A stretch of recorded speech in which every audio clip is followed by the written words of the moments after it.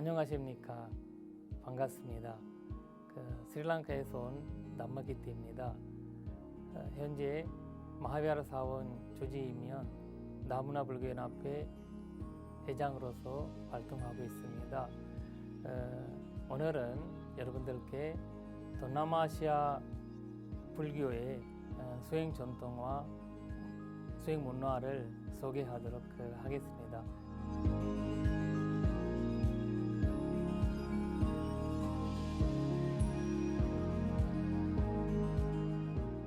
제가 스리랑카 출생이면서 스리랑카 스님으로서 많은 활동을 해왔는데 그런 경험을 바탕으로 해서 좀 말씀도 드리고, 그리고 역사적인 스리랑카 나라라는 거 어떤 건지도 소개하면서 강의를 하도록 하겠습니다.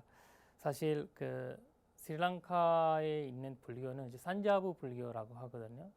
산자부라는 이 데라와다라는 말로도 표현하는데, 데라와다 불교 시작을 1차 기열집부터 해서 3차 기열집에 몽골 부다디스 스님께서 암송에서 마힌다 장로로 인해서 스리랑카로 전달받는 그 불교 전통이 바로 산자부 불교라고 얘기를 하고 있습니다. 특히 스리랑카 역사 기록되어 있는 니파완사, 마하완사, 그리고 졸라완사 같은 책들에서 그런 기록을 얘기하면서 전 세계적으로 지금 스리랑카라는 나라를 그렇게 알고 있습니다. 스리랑카라고 할 때 여러분들께서 스리라는 말은 많이 익숙할 겁니다. 수리수리, 마하수리 이런 말을 전수경 얘기할 때, 독성할 때 여러분들께서 그런 말씀 많이 하시죠. 그 스리라는 거가 그때 스리라는 뜻이거든요. 그래서 훌륭하다, 좋다라는 말도 있고, 그 다음에 반영하다 이런 뜻도 갖고 있습니다. 그래서 랑카라는 거는 그냥 땅이라는 뜻이고요. 훌륭한 땅 이런 의미를 갖고 있고, 역사적으로는 스리랑카가 시엘라디바, 싱갈라족 민족이 대부분 있기 때문에 시엘라디바라고도 하고, 그 다음에 실론이라는 단어. 그러니까 실론이라는 단어 사실 식민지로 인해서 많은 분들이 알게 되는데, 지금 이 불교 아닌 분들은 대부분이 스리랑카라면 잘 모르시고 실론이라는 단어를 쓰면 알더라고요. 그래서 실론이라는 거는 사실 영국 식민지부터 해서 알게 됐고, 근데 1972년대부터 그 스리랑카라는 말을 이제 사용하게 됩니다.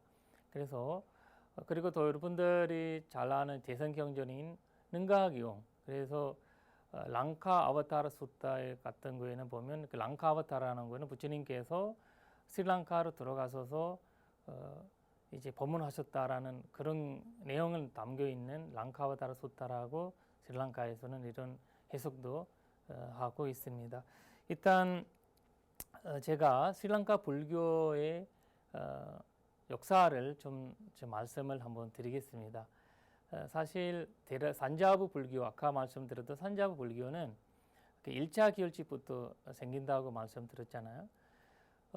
특히 1차 부처님이 열방하시고 바로 이제 가섭전작에서 아주 놀라운 얘기를 들었습니다. 수반다라는 비구가 가섭전자를 있는 상황에서 우리 이제는 편하게 지내도 됩니다. 우리 큰 사모는 돌아가셨고 우리한테 잔소리 지거나 간섭하는 분이 없다, 이런 말을 하게 됩니다. 근데 그 말의 위험성을 가섭전자가 깨달아서 이대로 가면 부처님이 법과 유리, 부처님의 가르침, 그리고 비구, 비구니, 우파이, 우파세가 지켜야 되는 그런 계율이 후기에는 문제가 될 거다. 이렇게 해서 우리는 결집을 진행해야 된다라고 해서 결집을 진행하게 됩니다. 특히 이제 결집이라는 것은 여러 스님들이 모여서 같이 이 부처님의 경전을 정리하는 과정을 얘기를 하거든요. 근데 사실 이 1차 결집이 이루어지지 않았으면 우리가 산자부라는 불교, 그리고 어느 날 우리가 보는 니카야 군부를 아니면 부처님의 원어 가르침을 들을 수 있는 기회가 없을 수도 있었다는 그런 생각을 할 수 있습니다. 사실 500명의 아라한 스님들께서 이제 모였는데요.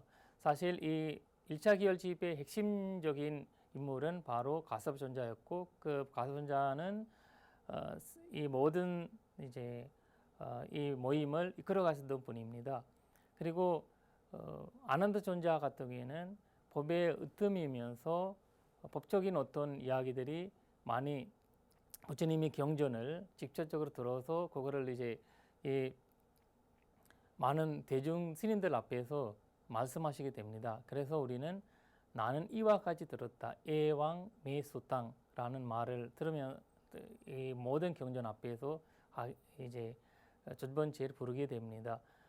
이 아난드 존자가 이 말씀 들었지 않았으면 우리는 이 부처님 말씀을 들을 수가 없는 기회가 될 수도 있었습니다. 그래서 우리 아난다 존자께서 이 모든 경전을 부처님이 말씀을 해석하는 분야로 이제 맡았었고, 나머지 500명 아라한들은 그걸 이제 어떤 거 맞는지, 어떤 거는 후기에 전달해야 되는지 어떤 결정적인 부분들이 하셨다고 합니다. 두 번째는 이제 계율적 부분은 계율의 으뜸이신 우파할리 존자께서 하셨습니다. 그 우파할리 존자는 바로 모든 부처님이 말씀하셨던 계율을 우리 그 500미국 앞에서 말씀드리면서 그걸 이런 식으로 이제 불교의 첫 번째 계열집을 이루게 됩니다.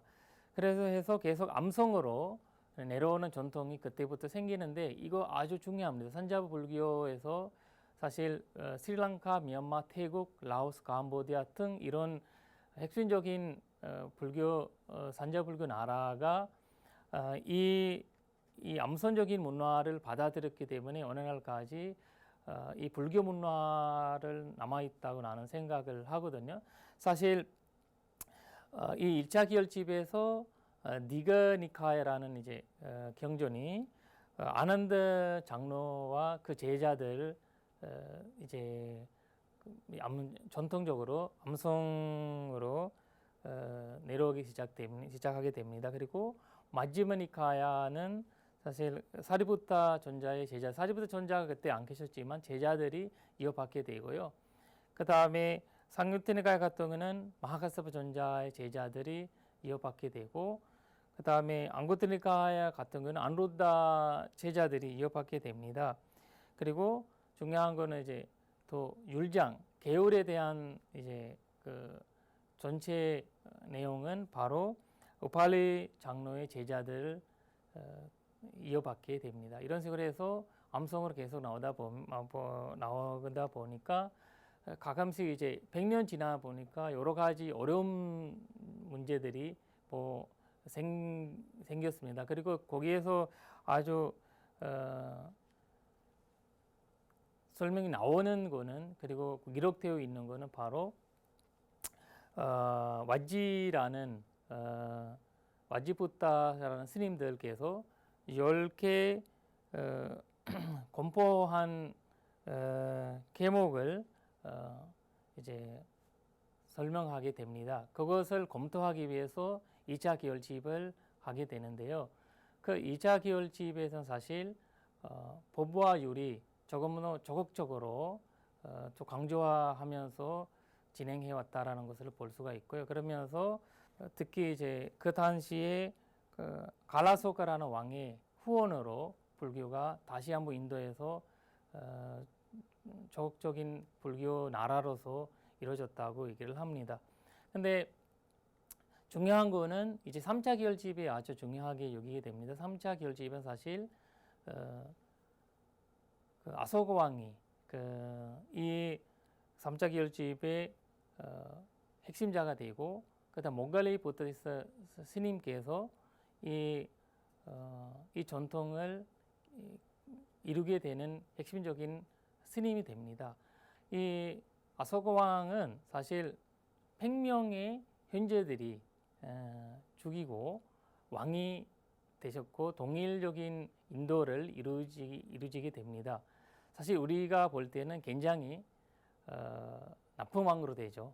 근데 이 과정은 본인이 너무 사람을 죽이고 자기 형제도 죽이고 여러 가지 피해를 보면서 불안과 우울함과 여러 가지 공포감이 느꼈는데 어느 날 본인의 왕궁에서 위에 이제 산책 여기 위에서 이제 밖으로 보고 있는 상황에서 7살짜리 니그로다스라는 사미 스님이신데 그분은 아라한이었다고 얘기를 하거든요. 그분을 걸어가는 모습을 보신 거예요. 7살짜리 아이가 굉장히 얌전한 모습으로 너무 고요한 모습으로 걸어가는 그 과정을 보니까 아소가 왕은 너무 감동받는 거죠. 그래서 왕궁에 불러서 공양 올려서 얘기를 들어보니까 불교의 얘기 들었고 불교는 이렇게 분노를 다스리고 그리고 자비 사상을 일으키는 그런 종교라 이런 얘기를 들으면서 몽골리 부다시타 스님께서 일주일간 불교교를 공부한다고 합니다. 공부하셨고 그다음 수많은 답 세우고 수많은 사찰을 세우면서 그리고 그 당시에 여러 그 스님들과의 그리고 서로 전통과 전파에 대한 어떤 문제점을 보게 됩니다. 그래서 저희는 이 불교를 다시 한번 결집하면서 미래를 후대를 위해서 좀 중요한 역할을 해야 된다라는 생각을 들으면서 스님들과의 아주 훌륭한 이제 결집을 하게 됩니다. 그 결집에서 아주 중요한 거는 바로 그 당시에 부처님이 비판하시고 부처님께서 거절하셨던 영월론, 단멸론, 퀴변론 이제 그런 어떤 이제 여러 가지 견해를 극단적인 견해를 가졌던 수행천덕을 가졌던 스님들이 계셨다는 거죠. 근데 그 스님들을 사실 6만 명이 흰색 옷을 입으시고 완수시켰다고 합니다. 그리고 나머지 1000명의 스님들과 함께 이 결집을 하면서 이제 율논이라는 3장을 만들게 됩니다. 그때 논장은 그때까지 타로 있었지 않고 계속 이제 암송을 이어왔지만 타로 되진 않았는데 근데 그때는 바로 논장이라는 이 불조님 말씀을 다로 정리하게 되는데요. 그래서 이런 식으로 해서 불교의 새로운 출발을 시작하게 되는 어느 날 우리가 볼 수 있는 불교는 바로 이 아소카 왕 시대 아소카 왕이 복교하게 되면서 일어났던 이런 모습이라고 볼 수가 있습니다. 사실 이분께서 9개 국가로 불교를 복교를 하게 되는데 그때 이제 마잔티카 여기 장로는 간다라국으로 보내셨고 그 다음에 마하데와 장로는 마하사 이제 지방으로 보내셨고 그 다음에 라키타 장로는 와나와사 지방으로 보내셨고 이런 식으로 해서 이 9개 국가로 이제 불교를 보내는데 거기에서 스리랑카로 이제 마지막으로 이제 스리랑카로 불교를 보내게 되는데요. 전파하게 되는데요. 거기에서 중요한 거는 아소카 왕께서 스리랑카로 막바로 이제 불교를 보내고 그 다음에 히말라야 쪽으로 인해서 불교를 전파하시고 그 다음에 동쪽으로 해서 불교를 전파하면 이렇게 세 방향으로 불교를 전파하게 되면서 본인이 아소카 왕이 남머라자가 되시고 그 다음에 법의 왕으로 인정하게 됩니다. 사실 이 중요한 점 뭐냐면 여기에서 막바로 스리랑카로 불교를 들어오는 거는 바로 아소카 왕의 아들이신 마힌다 장로와 상가미타 장로의 이에서 받게 되는 거거든요. 사실 마힌다 장로가 스리랑카에 들어오면서 스리랑카의 왕인 네와남 베티스 왕께서 불교를 받아들이면서 전국적으로 불교를 믿게 된 나라가 됐습니다. 그 전에는 사실 스리랑카가 불교라는 이제 어떤 종교는 있었지만 핵심적인 종교를 믿지도 않고 그냥 관심 삼아 믿던 것 같고 그 전에는 힌두교와 민속 신앙이 강한 국가로서 알려져 있습니다. 사실 이 마힌다 장로가 스리랑카로 오실 때 혼자 나온 거 아니고 5명의 이제 자기 이제 제자들과 같이 오게 되는데요. 그분들 인해서 불교를 보교를 하면서 최초로 스리랑카 스님이 비구 스님이 등장하게 되는데 바로 왕의 아들이지 아리타라는 왕입니다. 일단 이렇게 해서 스리랑카 불교를 시작해서 오늘날까지 제가 이 자리는 저까지 불교를 이뤄내려고 옵니다. 그래서 이 불교 내려오는 과정을 아주 훌륭하게 우리가 이 줄을 아주 중요하게 생각을 하는데요.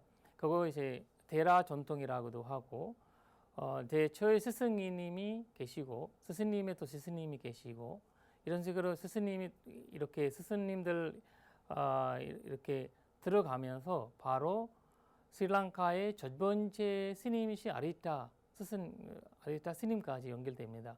아리타 스님은 바로 우리 그 마힌다 장로께서 줄가시켰고 마힌다 장로는 이제 모갈리포타디스 스님이 줄가시켰고 모갈리포타디스 스님은 바로 우팔리 전자의 전통에서 내려오는 스님이시고 우팔리 전자는 사실 안냐 곤단냐 첫 번째 비구시진 곤단냐 스님께서 줄가시켰습니다. 이런 식으로 불교의 산자부 불교에 이제 이렇게 연계가 되는 아주 중요한 과정을 볼 수가 있습니다.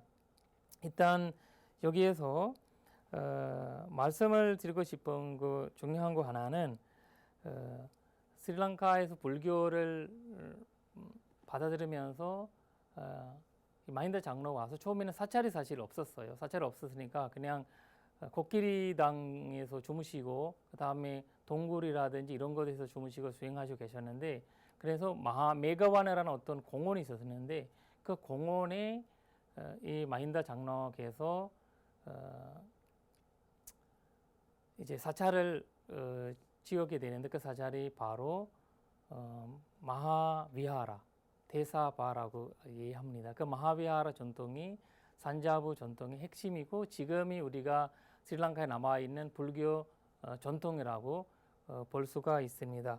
그래서 이 마하비하라를 통해서 사실 이 처음에 사찰을 시작했지만 조그맣게 시작했지만 그 나중에 500에이커만큼 커지면서 스리랑카의 핵심적인 대학교로 인정받으면서 스리랑카 스님들뿐만 아니라 동남아 스님들 공부하시는 핵심적인 대학교로 그 당시에 인정받았다고 합니다. 일단 거기에서 일어나는 아주 훌륭한 일은 그리고 스리랑카가 자부심을 갖고 있는 핵심적인 일은 바로 부처님이 말씀이 암송으로 내려왔다고 했잖아요. 암송이 내려왔는데 스리랑카 와서는 16개의 암송 전통이 마나카 전통이라고 하거든요. 그 마나카 전통 생겨서 그 암송으로 내려왔는데 그 내려온 것들이 기원전 1세기에 배엽경으로 기록하게 됩니다.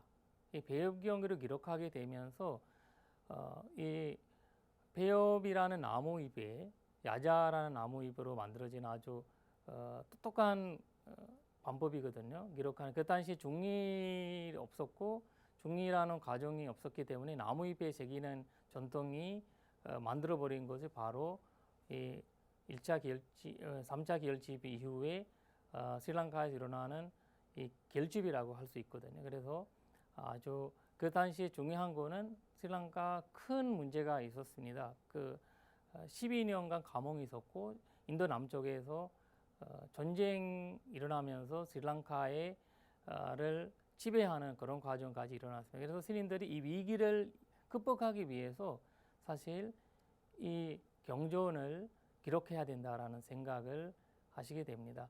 그래서 스님들이 얼마나 어렵게 이 경전을 기록했다면 수많은 스님들이 죽어가는 상황에서 굶어 죽는 상황에서 이 기록을 하게 된다고 얘기했거든요. 그러면서 또 암송하시는 스님들이 이 점점 줄어가고 그리고 이 상황이 심각해지니까 암송한 스님들 중에서 질폐명 스님들께서 인도로 넘어가시게 되는데 인도 넘어가시면서 12년 있다가 이 스님들께서 다시 스리랑카 들어오셔서 이 스님들이 기록하셨던 이 부처님 말씀을 한번 확인해 보니까 한 글자 들리지 않고 그대로 기록되어 있었다고 이제 이야기 나옵니다. 일단 여기에서 중요한 거는 이 경전을 이 기록하는 자체가 쉽지 않는 과정이라는 거죠. 왜냐하면 이 하나하나 글자를 새기는 거고 그 다음에 띄어쓰기가 없는 거예요. 띄어쓰기가 생기면 이 양이 줄 양이 모자라고 그 다음에 이거를 글자가 완성될 때까지 어떤 글자라는지 보이지도 않고 나중에 마지막 단계에서 이 글자가 하얀 가루로 문질러 되면서 글자가 나타나게 되는 거거든요. 그러나 그만큼 아주 훌륭한 과정이고 그 기록되던 불교가 바로 미얀마, 태국, 캄보디아 이런 나라로 보교되면서 오늘날까지 서양의 기록까지 이제 로마나이스로 기록되는 이 니카야 경전 그리고 오늘날 이제 한국까지 들어와서 번역되어 있습니다. 그러니까 이렇게 기록되지 않았으면 만약에 우리가 이 경전을 볼 수 없을 수도 있다는 것을 보여줍니다. 이제 중요한 거 하나는 이렇게 불교를 스리랑카로 들어오면서 이 스리랑카의 중심적인 불교가 마하비하라 전통의 중심적인 불교가 됐는데 거기에서 스리랑카의 이 전통을 지키는 것은 핵심이었고 그리고 부처님 말씀을 안전시키는 것이 중심이었습니다. 근데 시간이 지나니까 이 스님들끼리 서로 어긋남이 일어나고 서로 간에 갈등이 생기면서 스님들 일부가 바로 다른 사자를 만들게 됩니다. 특히 이 과정은 스리랑카의 왕이 왈감바 왕께서 이 배엽경을 기록하는 선지 후원을 했지만 본인이 전쟁이 지어서 이제 도망가는 상황에서 어떤 이제 그 야이나기요 야이나기 수행자가 이 꼬만 궁이 어디 도망갔냐 이런 식으로 말을 했대요. 그래서 왕이 이런 가슴 아픈 이 이야기를 들으면서 언젠간 내가 여기 나라를 다스리게 되면 바로 이 사원을 없애고 불교 사원을 만들 거라는 이제 다짐을 하셨다고 합니다. 그래서 인도와는 연결되던 이 사원은 결국 없애버리고 사원을 지는데 그 사원이 본인이 전쟁을 준비하는데 도와줬던 디사라는 스리랑카 스님이 계셨는데 그 스님한테 드린 거죠. 그 스님이 바로 마하비하라 전통과 분별하셨던 스님으로서 되어 있고 이 스님을 개인으로 사자로서 받게 되는데 역사사상 산자부 사찰이 개인으로 받게 된 어떤 처음 과정으로서 이제 볼 수가 있고 그때부터 이제 문제가 되면서 스리랑카에 두 전파가 생기는 겁니다. 그래서 마하비하라 전통과 아베야길이 이렇게 모웨 산사바이라고 해가지고 아베야길의 전통이 생깁니다. 일단 여기에서 아주 중요한 거 하나는 또 아베야길의 전통에서 다시 갈등이 생겨서 왜냐하면 인도 남쪽과 자꾸 교류를 하다 보니까 인도에 있었던 그 당시에 우리가 산자불교망이 있었지만 결국 대선불교가 들어오게 됩니다. 대선불교가 우리가 스리랑카라고 알면 남반불교, 산자불교 국가라고 생각하잖아요. 근데 스리랑카는 사실 대선불교도 어마어마한 이제 퍼져나가고 있었다고 봐야 됩니다. 그리고 이 산자부 불교를 불교도 그리고 대선 불교도 같이 있었기 때문에 이 불교 스리랑카가 이렇게 불교 국가로서 아주 활동을 활발하게 하지 않았냐 생각을 합니다.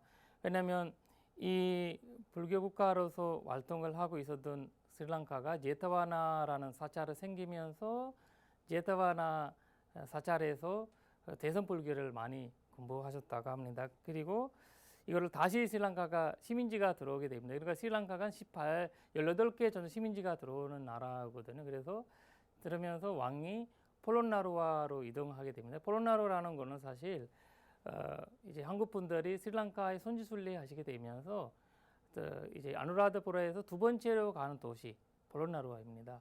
그래서 그 폴론나루와의 첫 번째 바라크라마바하 왕께서 이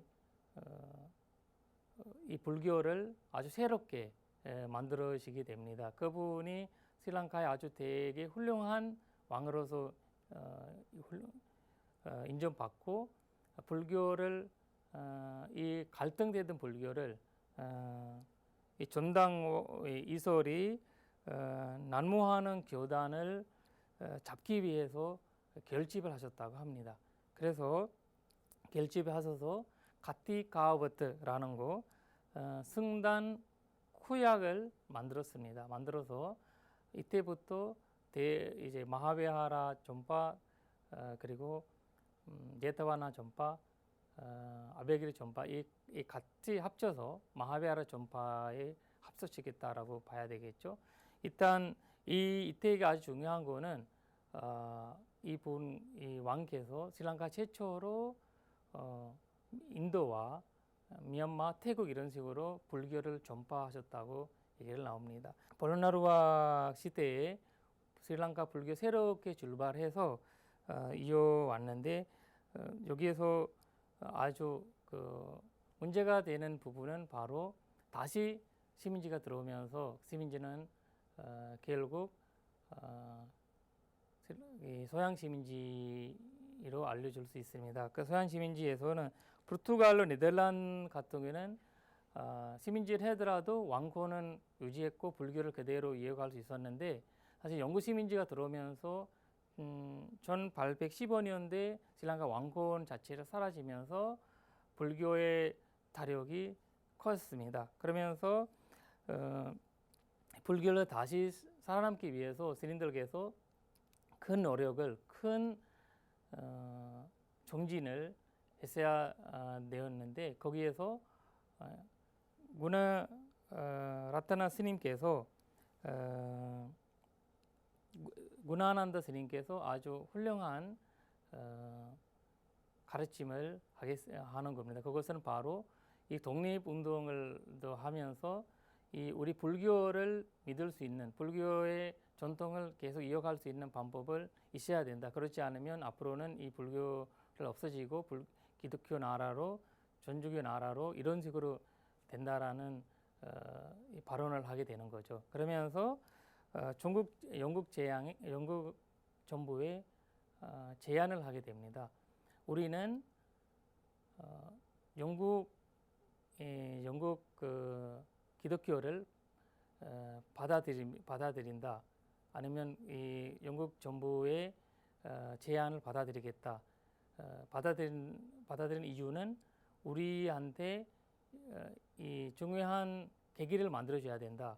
그 만들어지는 계기는 뭐냐면 우리 목사님들과 스님들의 어떤 논쟁이 만들어주면 우리는 거기서 치면 한복을 하고 만약에 우리가 이기면 우리 방식으로 공부를 할 수 있게 부처님 말씀을 다룰 수 있게 도와주세요 이런 말씀 하십니다.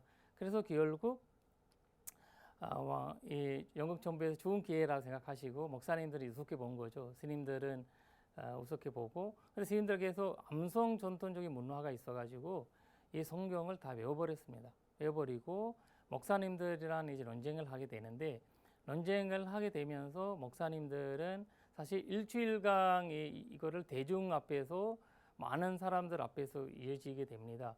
근데 그것을 일주일 지나가니까 목사님도 안 오는 거죠. 왜냐하면 불교는 이분들이 모르는 거고 처음 알았던 종교고 스님들은 성경 다 알고 외우고 공부했던 거예요. 그래서 거기에서 하는 질문이라도 이런 것들은 답변을 못한 거죠. 그래서 결국 이 불교 그 스님들께서 이기게 된 거고, 그래서 바누드라 대논쟁이라고 번역도 여러 언어로 번역되어 있고, 이 논쟁의 기록은 바로 미국 종교학계에서 기록을 하게 됩니다. 그러면서 스리랑카로 아주 훌륭한 그 두 분 학자들이 오시는데, 올커트와 헬레나라는 두 분이 한국에 그 스리랑카로 오시게 되는데요. 오시게 되면서 스리랑카 불교가 서양과 미국에 전파되게 됩니다. 거기에서 핵심적인 인물을 나타나는데 바로 아나가리카 다르마팔라라는 분인데, 그분께서 19살에 이제 불교를 믿게 되는데요.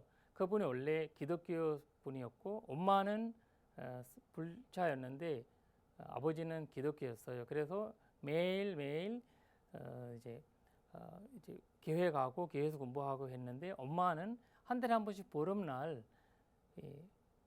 다르마팔라를 데리고 절에 가서 아까 얘기했던 무나난다 스님을 만나게 된다고 합니다. 그래서 그렇게 자연스럽게 불교를 만나게 되는데, 결국 어느 날 인도의 부다가야로 가게 됐는데, 가게 되면서 부다가야가 완전 힌두교적인 사원으로 되어 있었고, 거기에서 불자인데 그 본인을 못 가게 되는 상황이 일어난 거예요. 힌두교 사람들은 받아들이고 불자들 안 받아들이고 이런 과정이었고, 너무 가슴 아프고, 나는 이 부처님은 열반경에서 마하파리반 수타에서 부처님의 4대 손질을 잠배하고 순례하고 그러는 것이 큰 공덕이고 불자로서 큰 것이라고 얘기를 했는데, 우리는 그 자유로움도 없다. 이렇게 해서 나는 이 자유로움을 갖기 위해서 노력해야 된다 해서 인도에 남아 있으면서 인도의 손질을 지기 위해서 큰 역할을 합니다. 결국 이 다르마팔라는 아나가리카라는 말을 합니다. 아나가리카라는 것은 결혼하지 않고 독자적인 수행을 하는 분이고, 나는 불교를 위해서 내 삶을 바치겠다, 목숨을 바치겠다라는 그런 거 하면서, 어느 날 우리가 인도 선지 순례 갈 때 이 4대 선지, 발대 선지 가서 지금 전배할 수 있는 것은 바로 이 다르마팔라 때문이라고 말씀을 드리고 싶습니다. 결국 이분이 나이가 60대에서 스님이 되셨는데, 스님이 되시면서도 그 전에도 강사로서 전 세계 다니면서 영국, 미국 이렇게 다니면서 일본 다니면서 강의를 하셨습니다. 특히 이분의 아주 중요한 역할이 나타나는 것은 하와이 가서 하와이 왕비한테 강의하고 법문을 하게 되는데요. 하와이 왕비가 어떤 분노심으로 인해 가지고 많은 역할을 이제 많은 사회적인 문제를 일으키고, 주변에 자기 제자들이든 자기 본인의 옆에 있는 모든 분들을 잘라버리고 그 다음에 때리고 여러 가지 활동을 하게 되는데, 결국 가슴을 아파하고 우울하고 그런 시기를 보냅니다. 그러면서 여러 방법을 써보는데 안 돼가지고 이 다르마팔라를 모시고 와서 다르마팔라 강의 들어서, 당신의 종교에서는 화를 다스릴 수 있는 방법이 뭐냐, 이렇게 해서 자유명상을 가르치게 됩니다. 자유명상 6개월 하게 되면서 이분이 마음의 안정을 잡으면서 나는 불교를 위해서 뭐 해야 되냐라고 얘기를 하실 때, 결국 다르마팔라께서 이제 불교를 앞으로 미래를 지키기 위해서 인도를 사제 선지를 극복하기 위해서 사제 선지에 다시 부처님이 상황을 보기 위해서 도와줘야 된다, 이런 얘기를 해서, 오늘날 우리가 부다가야에 있는 불상이 이런 것들은 사실 이 왕비, 미국 하와이 이제 왕비와 일본의 도움으로 받았다고 얘기가 나와 있습니다. 사실 이 다르마팔라 스님이 되셔서 한국에 한번 오시게 되는데, 한국으로 오시게 되는 스리랑카의 최초의 스리랑카인으로서 우리가 알고 있거든요. 그래서 1920년도 전도에 오셔서 조계사에 부처님 진실사리를 기증하게 되는 그런 것도 있고, 오늘까지 그런 기록도 우리가 사찰에 가면 볼 수가 있습니다.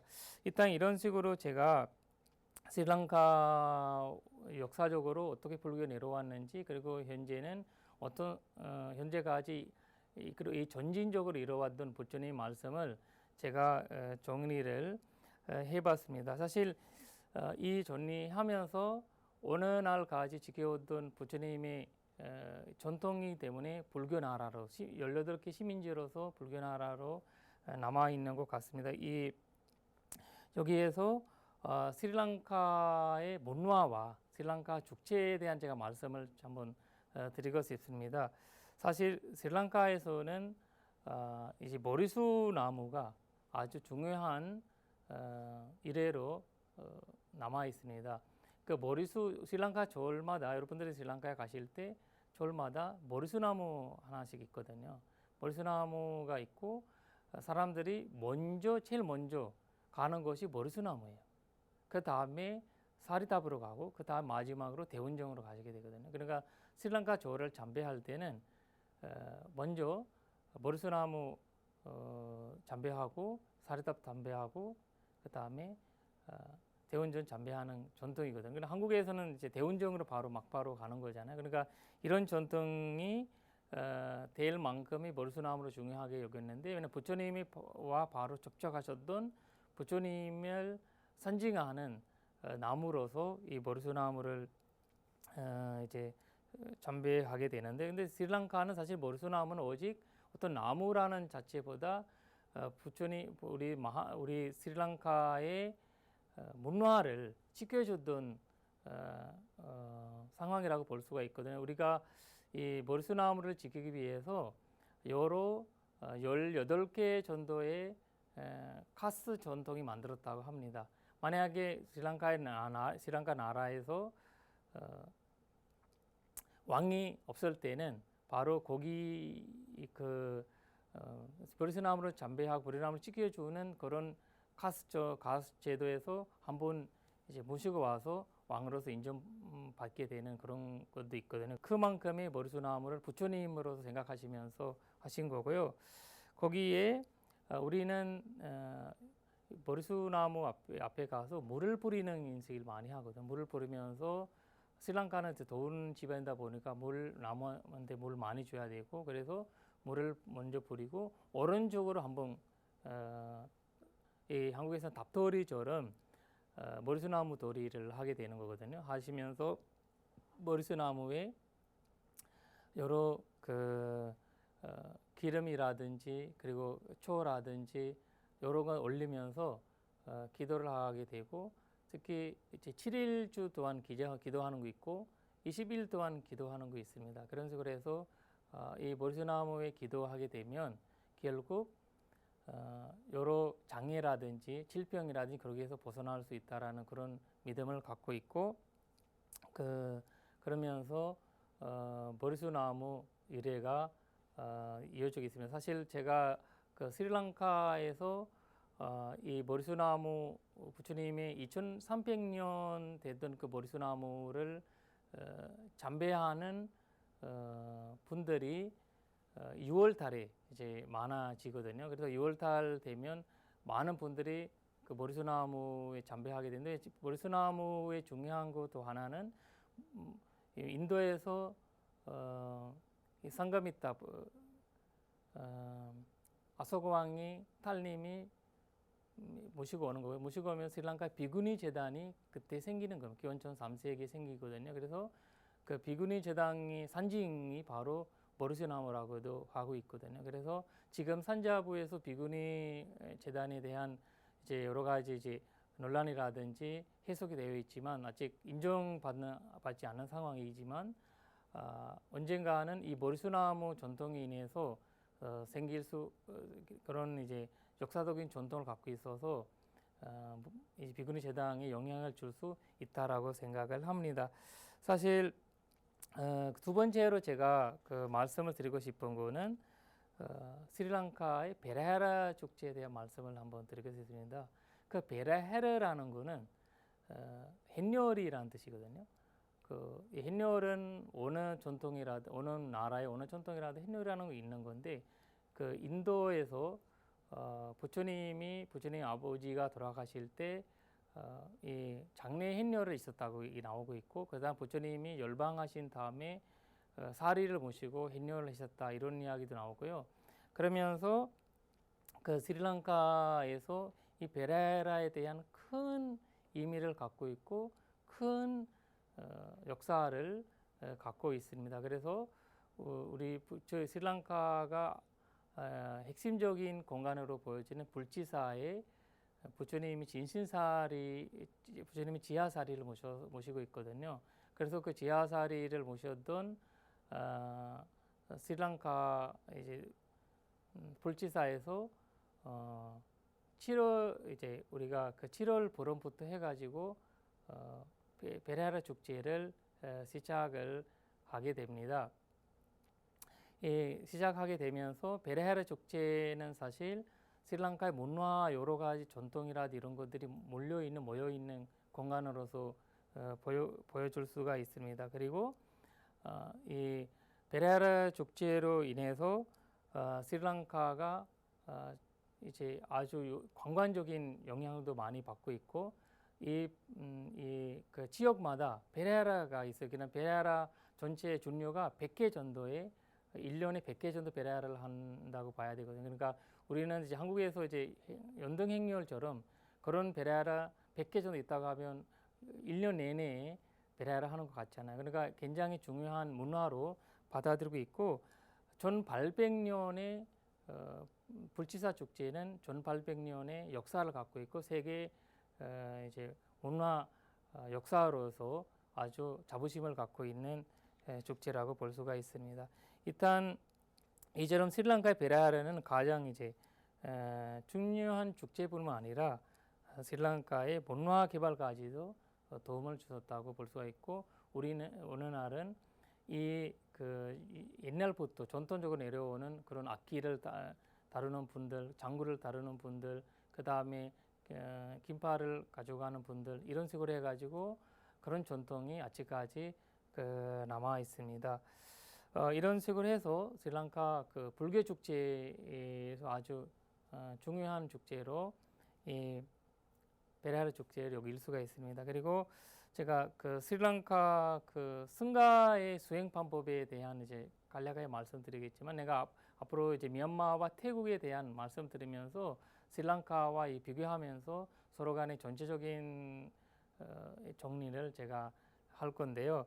사실 스리랑카는 원래부터 지금 역사적으로 말씀해 보면서 여러분들이 이해가 됐던 거 하나는 스리랑카는 교학의 나라로서 알 수가 있다는 거죠. 명상보다는 교학을 많이 공부했고 경전을 독송하고 경전을 공부하고 이런 이제 교학의 나라로 됐다는 거죠. 근데 명상 같은 경우에는 부처님이 니가니카에서 설명하는 대념 적용에서 나오는 그런 전통으로 해서 명상 하는 전통도 있고 그 다음에 전전도령이 나오는 그 사마타 가시나 수행 중심으로 해서 수행하는 전통 스리랑카에 있고 그 다음에 미얀마에서 이어받았던 마하시아 스님의 마하시아 전통을 이어받아서 그 비파사나 수행을 하시는 스님들도 계십니다. 그러니까 스리랑카 같은 경우에는 동자 스님들이 많으면서 제일 많이 하는 수행 방법은 바로 자해명상입니다.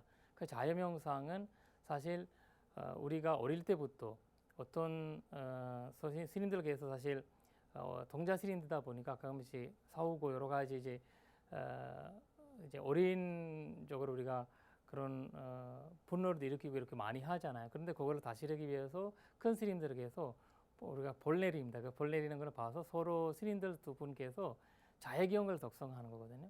자해경을 독송하면서 서로 간에 뜻을 모르지만 나중에 이제 피구가 되는 상황에서는 이 자해경에 대한 이 내용이 알게 되면서 굉장한 마음을 다스리는 그런 역할이 되는 것 같습니다. 일단 또 하나는 일반 사람들은 이제 스리랑카에는 학교마다 자해경을 공부를 하고 그 다음에 자해 명상을 공부하는 거 있습니다. 왜냐하면 아침에 우리가 학교 시작할 때 자해 명상을 하게 됩니다. 모든 학교에서. 그 다음에 대부분적인 제가자들은 부처님 관찰 명상을 많이 한다고 합니다. 그래서 이렇게 부처님의 관찰 명상 중심이 되던 이제 가르침이 스리랑카의 여러 곳에서 많이 벌써 여러분들이 스리랑카에 방문하게 되면 전지순례 하게 되면 거기에서 탑 밑에서 그 다음에 모리스나무 밑에서 그리고 여러 공간에서 여러분 경전 독성하면서 공부를 하는 그런 모습들이 볼 수가 있는데 바로 그 부처님 관찰 명상, 자의 명상이 대부분이라고 볼 수가 있습니다.